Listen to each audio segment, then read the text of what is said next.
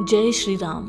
हिंदू धर्म में कई ऐसी रहस्यमयी जगहों के बारे में बताया गया है जिनका निर्माण कुछ अलग ही ढंग से किया गया, लेकिन आज जिस जगह के बारे में हम आपको बताने जा रहे हैं, जिसके बारे में सुनकर शायद आप हैरान हो जाएं और यकीन भी ना करें, तो आइए आपको बताते हैं इस जगह के बारे में। हम बात कर रहे हैं रामायण काल के एक प्रसिद्ध पर्वत की। इस पर्वत का रामायण में कई बार जिक्र किया गया है। इसका नाम ऋष्यमुख पर्वत है।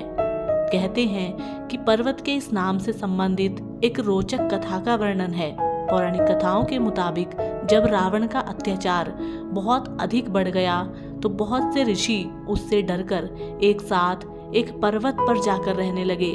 कहते हैं कि ये ऋषि भी यहाँ मौन होकर रावण का विरोध कर रहे थे। बता दें, रामायण में किष्किंधा के पास जिस ऋष्यमुख पर्वत की बात कही गई है, वह आज भी उसी नाम से तुंगभद्रा नदी के किनारे स्थित है।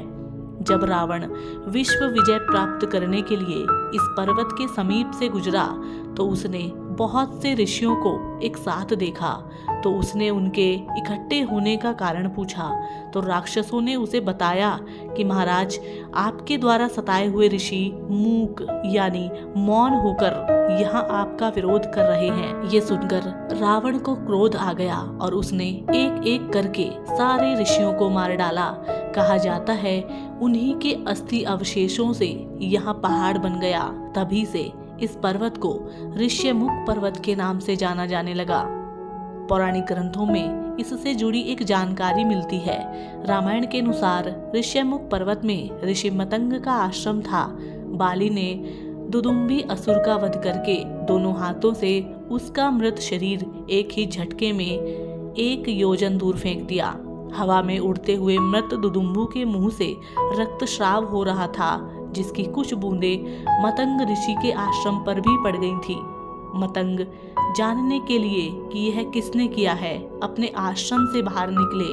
उन्होंने अपने दिव्य तप से सारा हाल जान लिया और जब उन्हें पता चला कि ये बाली ने किया है तो उन्होंने उसे श्राप दे डाला कि अगर वह कभी भी ऋष्यमुख पर्वत के 1 योजन के पास भी आएगा तो उसे अपने प्राण खोने पड़ेंगे। कहते हैं इस बात के बारे में बाली के छोटे भाई सुग्रीव को पता था। इसी कारण से जब बाली ने सुग्रीव को देश से निकाल दिया तो उसने बाली से बचने के लिए अपने अनुयायियों के साथ ऋष्यमुख पर जाकर शरण ली थी। तो साथियों, पौराणिक काल से जुड़े ऋष्यमुख पर्वत जिसकी कहानी आज हमने आपके साथ में साझा की, हम उम्मीद करते हैं आपको पसंद आई होगी। और यदि आप इसी तरीके की और जानकारी चाहते हैं तो आप हमारे चैनल से जुड़े रहें। हम आपसे मिलेंगे एक और पौराणिक कहानी के साथ। तब तक के लिए नमस्कार, जय हिंद।